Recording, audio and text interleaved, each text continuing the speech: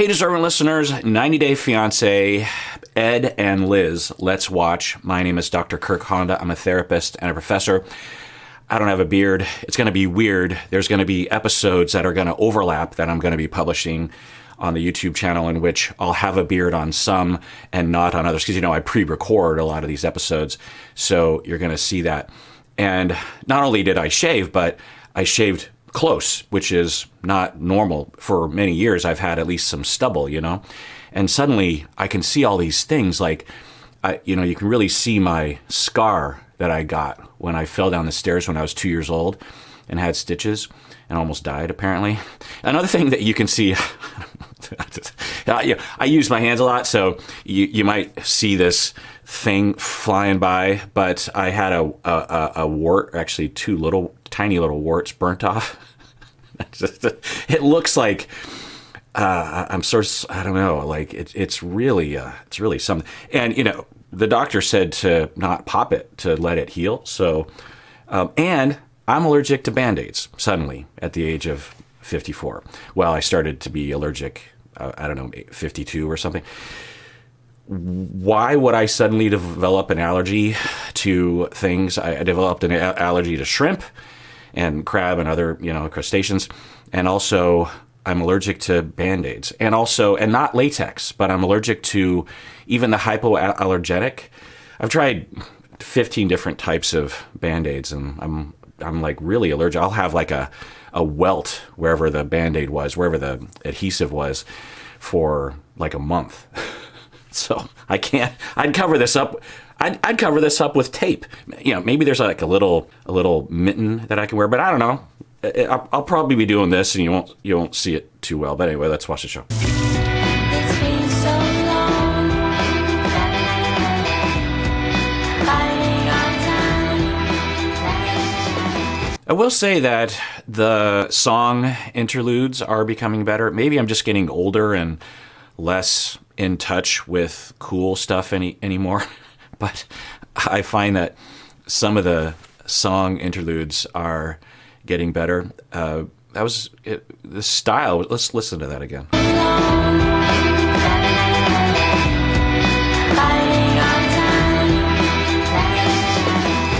It's not bad. In fact, I don't even know what they were saying. The lyrics were obscured by the production, the reverb and everything. Usually the lyrics are like very cheesy. And I actually talked to someone, a patron or a member of the YouTube channel, emailed in and said that their husband works on this sort of thing, not 90 Day Fiancé, because, the musicians who write and record for these shows are putting their music out to a lot of shows to use. And she described the process, or he described, I don't know. It sounded the way that I imagined it to be, where people are at home recording these little jingles and writing lyrics for a lot of different situations. Usually there's relationships, or there's people that are upset at each other, or someone cheated on someone, or there's betrayal, and so they'll work that into the lyrics. And so it's just kind of interesting, because as a musician myself, I'm always happy to hear when amateur or not, I guess they wouldn't be amateur because they're being paid, but we all know of the Taylor Swifts and all those kind of people, but there's a lot of really talented people that are also, eking out a living, and I'm always glad to hear that. Maybe I'll start recording. I hadn't thought about that. I could start recording those, because it's not, once you get a certain workflow down, it's not hard. And I'm actually setting up all my music stuff. Part of the reason of doing the standing desk and moving my desk further away is to put more music stuff behind me so that I can fit more stuff in my office and stuff. And so I just said stuff a lot. Anyway, let's watch. Well, what are you going to make? Breakfast pizza. The wedding is less than 8 weeks away, so it is very stressful. There's a lot on our plate. The wedding is 8 weeks away. Did I know that already? I feel like I didn't know that. Okay. All right. And she loves to bake, but I know I'm going to have to mop the floor when we're done. I just can feel it. You guys are making a mess. Baby, you need to just chill. We just put the flour. I know, but you guys are so messy. Baby, it's just a little bit right here. Just move. Have you not seen yourself cook pasta? It's a little bit of I flour. don't make this big of a mess. Okay, so he's cleaning as they're going. I'm not a baker or cooker of things, so I don't know. But from my layperson observations, when you're using flour, I think particularly when you're making pizza, there's going to be, there's going to be some flour that's going to get around, and yeah, you clean it up afterwards. You don't have to clean as you're going. You're just going to have more of a mess as you go. But anyway, did we know that Ed was a clean freak?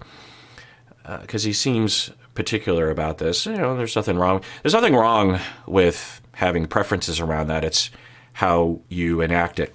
If, for example, he is compulsive and neurotic around this, and which is, it's hard to change that. It's for some people, it's literally on the OCD spectrum, or at least the compulsive spectrum. And the key is that you don't bulldoze over other people in the process, that you say, I'm really sorry, I have a thing about this. Do you mind if I clean up? I know it's unreasonable. It's going to trip you up.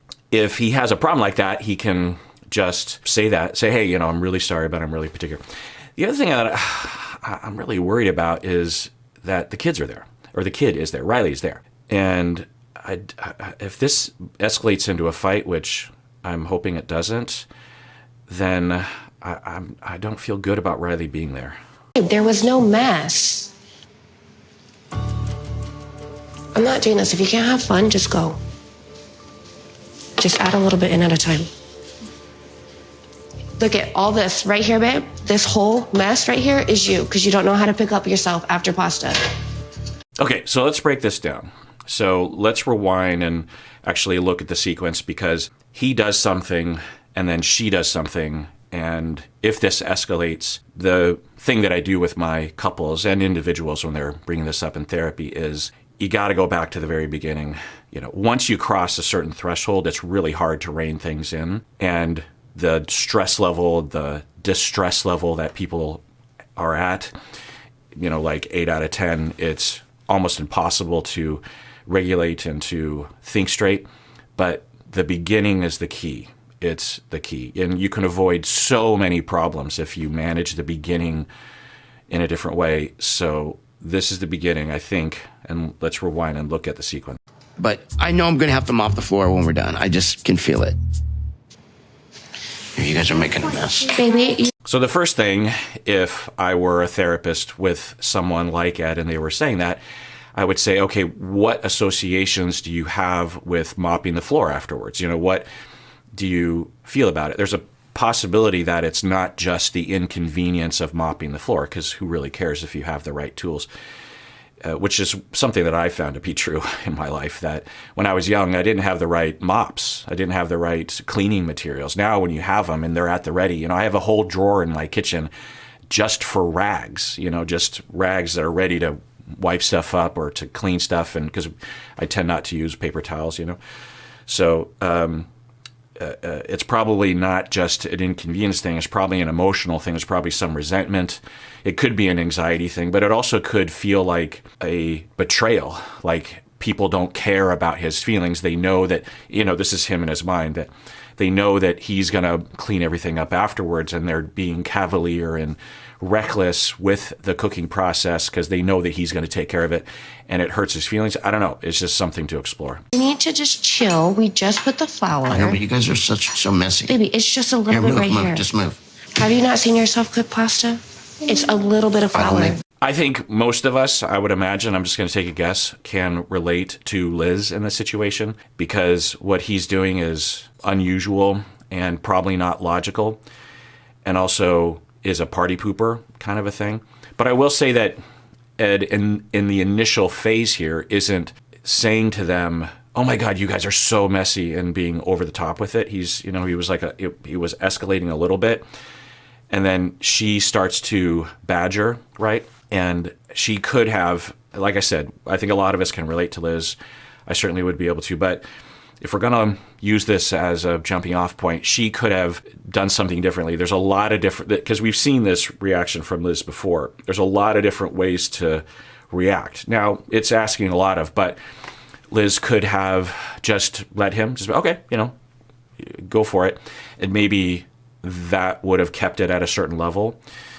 Or she could have said, hey, Ed, how about you just let us cook and then I'll clean up afterwards and then you can come in and let me know if we did it right or something.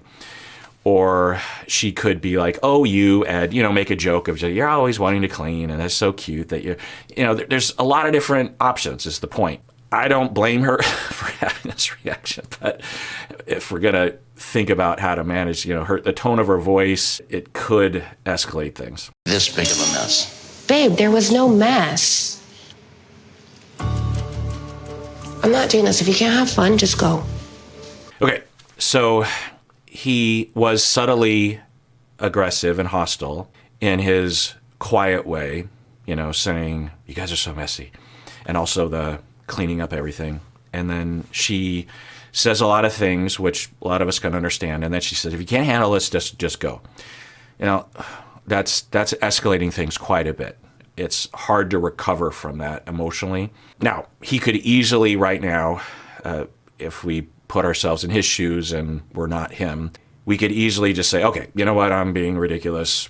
Yeah, let's have fun. Or literally just be like, you know what, maybe you're right. Maybe I'll just come back later and clean up. If you guys could just be a little bit cleaner than usual, that would be nice. Extract himself. There's a lot of options that he could do as well, but let's see what happens. Just add a little bit in at a time. Look at all this right here, babe. This whole mess right here is you because you don't know how to pick up yourself after pasta. Okay, so she's arguing. He's not. Now, he's giving the impression that he's upset, maybe trying to hold, I would guess that he's trying to hold things together. There's also a possibility that this is shenanigans and he's just creating this kind of thing for the cameras. But I don't know, the way that it looks, the way that she's reacting, it seems like this is routine. So this is another thing to think about is that if you are, and this is very common, but if you are in a relationship when you start to fight, that one or both individuals start cherry picking or grabbing things from the past, even if it was just yesterday, but particularly if it was like a year ago, and you're like, remember when you did this, as a bullet point against the other person, then something has gone wrong.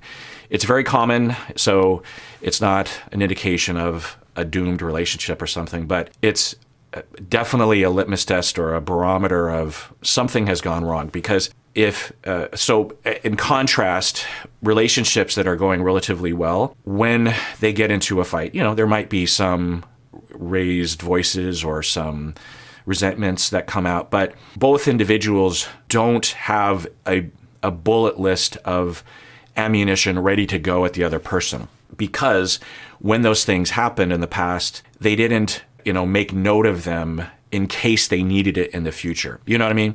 So the fact that she just pulled that out, she's like, look, you did this.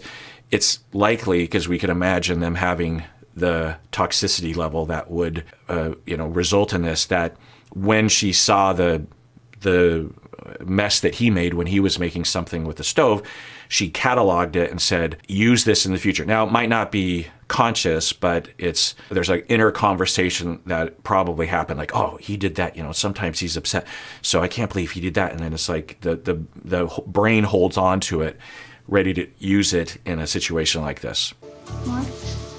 Are you going to smile Are you gonna clean your mess? or let this ruin your day? Would you stop ruining it? Either Oh, relax you're being and a little brat. enjoy, You're being a little clean brat. your mess, or go You're back being to a little bed. brat. I'm gonna be a little brat. And you're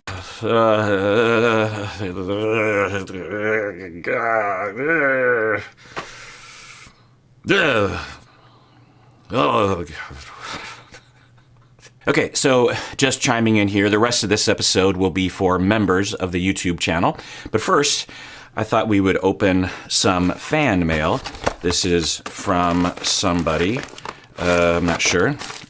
Chocolate something, it's in Spanish. And some sort of coffee. Oh, who's it from? Well, someone named E, I think. Well, thank you for that. There's also just a little note from Caitlin. I went out of town to meet my mom and friend last month. We did some shopping, and I didn't find any vintage postcards, but I did find this sticker and thought of you. Oh, wait, there's a sticker in there? Where's the sticker? What happened? Things are falling apart. But anyway. All right, well, so the rest of this episode will be for members of the YouTube channel. If you want to see it, then become a member. Otherwise, please take care of yourself because you deserve it. You really, really do.